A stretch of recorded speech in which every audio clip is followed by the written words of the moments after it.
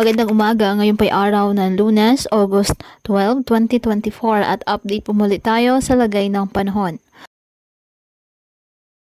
Ayon sa Pag-asa, patuloy po na minomonitor ang isang low pressure area na nabuo sa loob ng ating Philippine Area of Responsibility. At ayon pa sa nasabing ahensya, hindi inalis ang posibilidad na ito ay maging bagyo sa mga susunod na araw. Ngayon pa man, wala po itong direktang epekto ngayon sa lagay ng ating panahon. Southwest monsoon o habagat ang nakakaapekto sa Luzon at western section ng Visayas.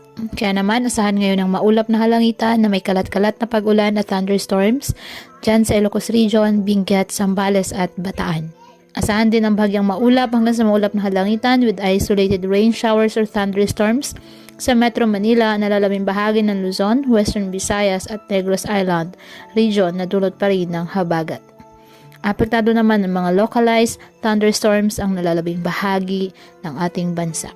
Kaya patuloy po natin na pinag-iingat ang ating mga kababayan sa banta po ng mga pagbaha at pagguho ng lupa, lalo na po kapag may malalakas na ulan, at ugaliin na magdala palagi ng payong o kahit anumang panangga sa ulan sa tuwing lalabas po ng ating mga tahanan.